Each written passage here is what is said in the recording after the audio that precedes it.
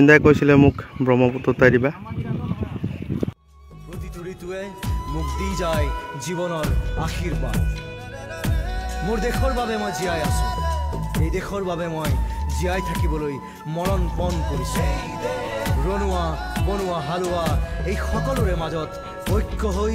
বিৰোধৰ মাজত সংহতিৰ সম্ভাৱনা হৈ মই আছো নাহৰ লগাই দিছে চবতে এয়া এই ভিতৰতে চাকি গছ জ্বলাই নদীত উটুৱাই দিব কিছু সময়ৰ পিছতে আৰু ইয়াতে দেখিছে গামোচা চেলেং সকলো দি দিছে তেওঁৰ কাৰণে জুবিনৰ কাৰণে এয়া শ্ৰদ্ধাঞ্জলি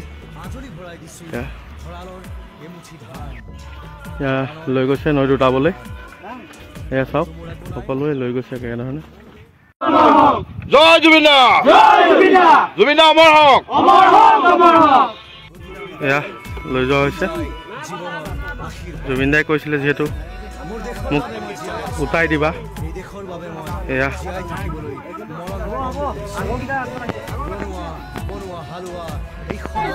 এয়া উটাই দিছে এখন ভূৰত উটাই দিছে এনেধৰণে জুবিন দাই কৈছিলে মোক ব্ৰহ্মপুত্ৰ উটাই দিবা এইখন গৈ থাকক এতিয়া ব্ৰহ্মপুত্ৰ সাগৰ গৈ থাকিব এতিয়া কোনো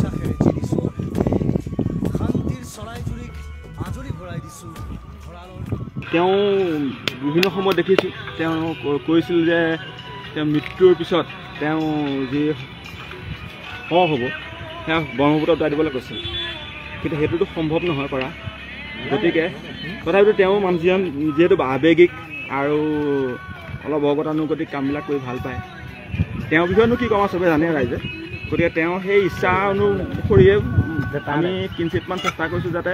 তেওঁ ভূৰ এখনকে উটাম কিন্তু তেওঁক নহয় তেওঁৰ যি অসমৰ জনতাৰ প্ৰতি অসমৰ ৰাইজৰ প্ৰতি যি তেওঁ ক'বলগীয়াখিনি কৈছিল সেইখিনি বাৰ্তাখিনি যাতে বহন কৰি লৈ যায় ব্ৰহ্মপুত্ৰৰ বুকুৱেদি ৰাইজেও মনত পৰক কথাষাৰ আচলতে এইটো এটা প্ৰতীকীহে যে তেওঁ কোৱা কথাষাৰৰ বহুত তেওঁ কথা কৈ গৈছে যিখিনি অসমীয়া জাতিয়ে মনত ৰখা দৰকাৰ তেওঁ কৈছিল যি জাতিৰ কি বুলি কয় কিতাপ নোহোৱা জাতিক গামোচাই বচাব নোৱাৰে তেনেকুৱা ধৰণৰ কথা কৈছিল তেওঁ চৰাই চিৰিকটিক ভাল পাইছিল তেওঁ কি কৰা নাছিল অসমীয়া সাধাৰণ মানুহৰ কাৰণে কি কৰা নাছিল তো গতিকে তেওঁৰ গুণ ইমান মানে বখানিৰ পৰা মোৰ ধৃষ্টতাও নাই আৰু ইমান কম সময়ত ক'বও নোৱাৰোঁ মোৰ আৰু সেইখিনি মোৰ ভাষা জ্ঞানো নাই তো গতিকে তেওঁ এটা প্ৰতীকী হিচাপে তেওঁক যাতে আমি মনত ৰখা দৰকাৰ তেওঁ কৈ যোৱা কথাষাৰ যে আমি আমাৰ জীৱনত মানে তেওঁ জীয়াই ৰাখিব তেওঁৰ কথাখিনি জীয়াই ৰাখিবৰ কাৰণে এটা প্ৰতীকী হিচাপে আমি এই ভূৰখন আমি এতিয়া নৈত উটাব বিচাৰিছোঁ আৰু এই ভূৰখনে উটি উটি কৈ গৈ থাকিব জুবিন গাৰ্গে কি কৈ গৈছিল